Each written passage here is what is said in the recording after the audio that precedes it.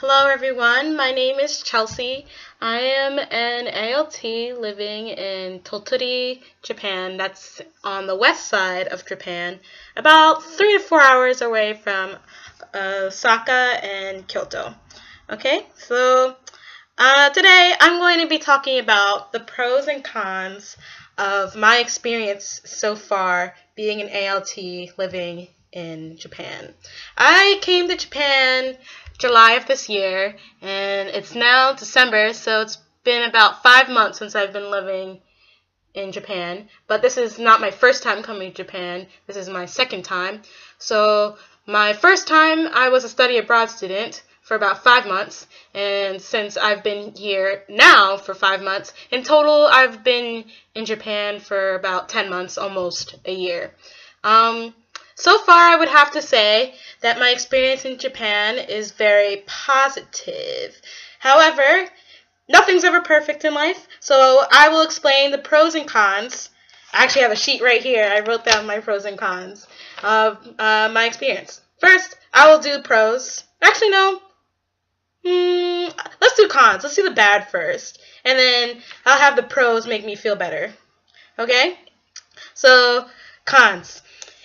If you have not heard about the Uchi-Soto effect, Uchi-Soto means inside, outside.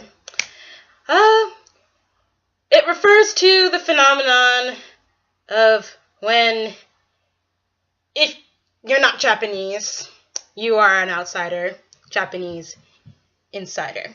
So, in a way, it's a kind of discrimination against non-Japanese people. You are outsided, and that comes up with many negative effects in my daily life here in Japan. I would have to say Japanese people feel very awkward interacting with foreigners, and it's not because of the language barrier all the time. I've learned Japanese for 4 years in university. But it doesn't matter how good you are in Japanese, they're still going to be awkward around you because they're not used to being around foreigners. So, as a result, it's hard to make friends, it's hard to make deep relationships with people. They just assume, since Japanese is mainly spoken in Japan, that non-Japanese people cannot speak Japanese, use chopsticks, whatever. But I'm here to prove that wrong, and my Japanese isn't perfect, but I do make the effort to try and get my Japanese to be the best that it can be. And, it's a matter of respect. If you live in a country, in my opinion, you should learn the language of the country you're living in. Okay? Going on from that, Japan also has like a colorist sort of mindset too. It's been around for hundreds of years. They believe that dark skin is not the way for beauty because they associate dark skin with poor farmers from the countryside. So white skin is the ideal. So, my first time studying abroad in Tokyo, I was talking to a Japanese guy, and he outright said to me that being with a white girl would be better for him. And that hurt my feelings a lot. But, it's sort of hard to change hundreds of years of culture, a way of thinking. I don't agree with it, so it's in the cons list. Another con that I have is phone troubles. Oh my gosh.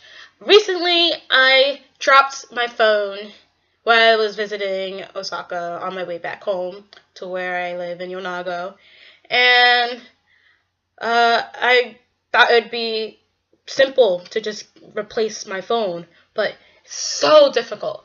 I have to cancel my contract for manen, which is about 100 US dollars. And then I have to renew with another contract for a new phone, and the contract has to be paid for 2 years total. And the amount that they want for me to pay for a 2-year contract is 97,000 yen, which is almost about 1,000 US dollars. That's ridiculous. And I complained about it with my supervisor, and she said that the reason why that's in place is because foreigners have a bad reputation with coming to the country, getting a phone, and then leaving without paying their contract. And specifically Chinese foreigners. So they make all foreigners, unlike Japanese people who can pay monthly installments with their bank accounts, pay for it all in cash or by credit card. And I find that to be ridiculous because $1,000 for a phone, no. So I've been without a phone for almost 2 weeks, and which is okay. I mean, I think I'm getting another phone soon. One of my friends is going to help me out and send me her old phone from when she studied abroad. So I'm waiting patiently. Okay. Another negative thing. It's not too bad of a negative thing. There aren't any air conditioners or heaters in the school that I work at. So in the winter, I'm super cold. In the summer, I'm super hot. So I don't understand how schools don't have something like that. So that I'm not used to. That's a con. Another thing I don't like is the pictures and the touching. Oh my god. Okay, that goes back to the whole Uchi Soto effect thing. The people aren't used to seeing foreigners, so it's like almost like a spectacle to them when they see a non-Japanese person on the street. So they'll come up to you and ask if they can take a picture of you. It's not with, it's of you, which is I find very awkward, but I just do it whatever. Pose, look beautiful. But yeah, or they'll come up to you and touch you. With me, I have natural hair. I actually had a perm before I came to Japan, and I cut most of it off so I could grow my natural hair out. Okay, so it's pretty tough being natural hair black girl in Japan because it's nothing like Japanese people's hair. Oh my god. So I get my hair braided in Osaka from this Japanese woman named Saki. She's great. If you see my pictures, my hair looks the bomb. Okay? But Japanese aren't used to seeing natural black hair styles or braids. So I get comments from children, my students, adults, and it can be overwhelming sometimes because that kind of attention, it just makes me feel subhuman sometimes. Like, yeah, I'm different, but chill, I'm not that different. I'm still a human being, you know, so treat me with respect. Don't come and grab my hair while I'm not looking and expect a good response from me. So, you know, at first I tell people, you know, watashi no kami sobaru tame ni tanonde kudasai. So, in order to touch my hair, please ask, okay? And after a while, the students and people learned, you know, I have to ask in order to be all up in someone's face, but it still doesn't register with them. They still do it. So after a while, I get over it. But whatever.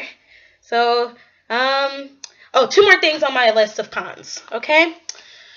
I would say, like, just in a lot of societies, there is contradictions, okay? America has them too, but I'm just going to point out the contradictions here.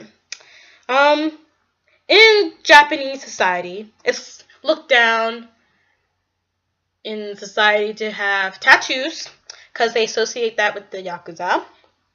A lot of Japanese also are too shy or too afraid to get out of their comfort zone and speak English. even though they've been learning English since elementary school.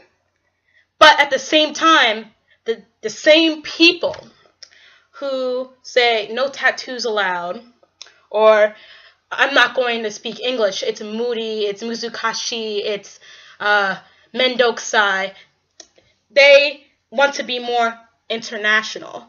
I think that's contradictory. Most foreigners have tattoos. I have tattoos. Well, I wouldn't say most, but a good amount of foreigners, more foreigners than Japanese, have tattoos. And it's okay. There's no negative stigma like, oh, you're Yakuza for having tattoos. You know? And English is an international language, you know? If you don't practice speaking it, you're not going to get any better. And yes, learning a language is hard, but you have to put yourself out there in order to get better. And the mentality that a lot of Japanese people have, it's contradictory and doesn't help them either. So it doesn't help me, it doesn't help you. And lastly, JTE Doubt. I actually love working with my coworkers at my school. I will go on to that with the pros, but this is my last doubt before I move on to the positive.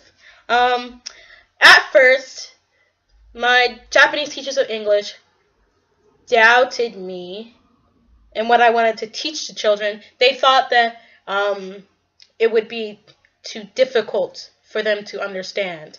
And at times, that thinking would get in the way of them properly learning English because they feel as if it's too difficult for the students to comprehend. And that doesn't help them learn either. So I find that to be a con. Okay, moving on to pros. Okay. First, let me say that Japan is a very beautiful country. It has many places to see and do. From the pictures I'm showing you, there's beautiful nature,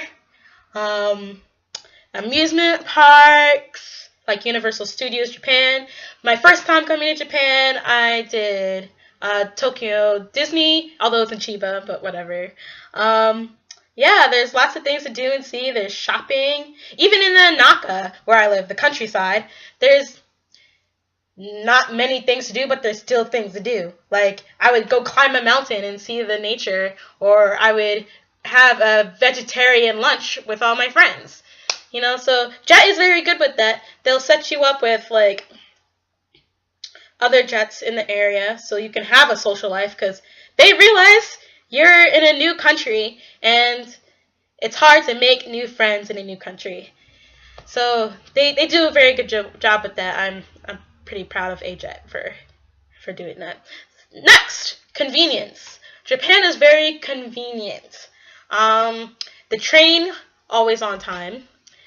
There's so many convenience stores like Lawson and Family Mart everywhere, and they sell anything when it comes to like stocking, food, and they'll microwave it for you, and they have alcohol. That's one thing that I was shocked by because in the States, you don't have alcohol in like supermarkets and convenience stores and stuff, but they have it, so if you don't feel like paying like $1 million for drinks when you go out in Tokyo or anywhere in Japan that you're going, you can just go to the konbini and buy as many beers as you can, drink it outside in the streets. That's also a good thing. You can drink out in the street and it's okay. And don't have to pay anything at the bar because you pre-gamed enough with konbini beer. Okay, so I think that's a pro. Customer service. Customer service, oh my god, it's amazing in Japan. People are polite. They get your order quickly, and it's great. It's very different from what I'm used to in the States. There's many times that we get poor service back in America, and then they expect a tip for mediocre service. So in Japan, you don't have to tip them, but they're great. So that's a pro. The food, speaking of restaurants, the food is great. I don't know. I'm a fan of Japanese food. My favorites are karaage, udon, gyoza, sushi, okonomiyaki, takoyaki, and many, many, many, many more. Okay, so I love to eat the food here, and not only is it delicious, it's also very health conscious at times. The food portions are a lot smaller, I would say, than food portions back in the States, and they're less greasy and oily and stuff. So it's more natural, not as many preservatives. So it's great for the body. They really want to be healthy, so their food is great. Being a part of JET, I get lots of perks. My rent is pretty low. I only pay 24,500 yen a month, which is about $250 for rent. That is cheap. Okay. I get paid a pretty decent amount. I get paid 280,000 yen a month, which is about almost 3,000 US dollars. And I'm going into my second year here in Japan, and that's going to be raised since I'm going into my second year. So I get paid pretty well, and I don't have to pay that much rent. So I save up a lot of money. And with that, I'm allowed to travel all around Japan. And later this month, I'm going to Thailand. So I have enough money to travel outside of Japan, too. And with that, another perk or pro is that I have many vacation days as a JET. I get about 20 vacation days per year and 5 to 10 sick days. And if I were to go on a business trip during the weekend, I get a free day off. So yeah, I get a lot of free time in order to do that traveling. Okay. Also, my situation by my school placement is very good. I live only a 4-minute walk down the street from my school. So a lot of other JETs, they have to commute very far, maybe like 45-minute train ride to their school. And I would find that to be ridiculous because I'm a terrible morning person. So I take my time in the morning. I cook my own breakfast. I get dressed so I can look good to school and not look like a bum. And then clean up before I leave, and then get to school on time every day. I haven't been late once to work yet. Okay. Next is safety. Japan is one of the most safest countries in the world. Actually, it's in the top 10 ranked for safety around the world. Okay? So I was in Osaka, and I left a club around 3 o'clock in the morning, heading back to my hostel. And at 3 o'clock in the morning, the trains stopped running at midnight. So I walked to my hostel, and it was about a 20-30 minute walk, pitch black. I'm by myself traveling, and I was in like a tight dress, by myself, a woman, and no one bothered me. I felt safe walking around by myself. So yeah, Japan is pretty safe. And yeah, I definitely feel a lot safer here in Japan than my home country, I think. I definitely understood that, got that sense of safety when my JTEs were asking me about drills, because we were doing a fire drill the day, and they were like, oh, do you guys do this, this, this, and this? Like, how do you do fire drills? And I was telling them, oh, we do fire drills, but we don't really have, like, earthquake drills, because that's not as much a prevalent natural disaster where I'm from in the States. However, we have lockdown drills for intruders who come into school and could possibly shoot up the school or stab up the school or what have you. And they were shocked to hear that. Japan has no lockdown system. So it shows, like, maybe it's like a cultural difference, I don't know, or political difference, how Americans have like little to no gun control and Japan has more control in that. Who knows? But it's a lot safer. Next, my flight to and from Japan was free. That's another perk of being a JET. And also another way of saving money to travel. Next, in the cons, I said that people can be very uchisoto, a bit discriminative. Is that even a word? Discriminative? Or they would discriminate a bit.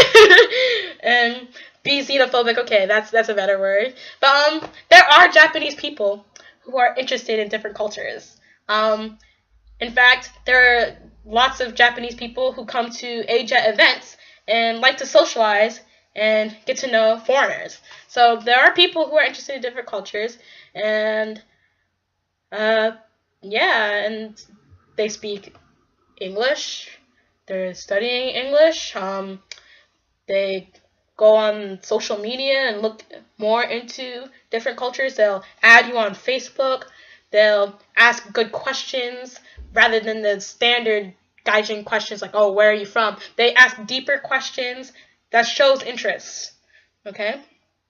And finally, my top pro, I would have to say about my experience here in Japan so far, 10 months total, would have to be I get to learn about a different culture while simultaneously learning about my own. Okay? So I get to learn about Japanese culture. I'm minored in Asian studies and studied Japanese for 4 years in college. So I get to have like a deeper understanding of the culture now that I'm living here and interacting with the people. And while doing that, I learn about myself because I get to see cultural differences and how people work here and compared to how people work and think back in my country. So it's very eye-opening, and you get to broaden your horizons, really. So I think the pros and cons, they don't outweigh each other. I think it's pretty equal to the point where my experience is a great experience, So I would highly recommend someone to apply to JET or visit Japan. Or if Japan's not your thing, go to any country. Open up your eyes and deal with both the pros and the cons of an experience of visiting and living in a foreign country. It would definitely open your eyes and grow as a person. I definitely have, living by myself and learning about different people as well as myself. Okay? Well, that's it for now. This has been a long rant, about 22 minutes. Oh my god. Okay, so I'm gonna go work out now because I don't want to get fat. But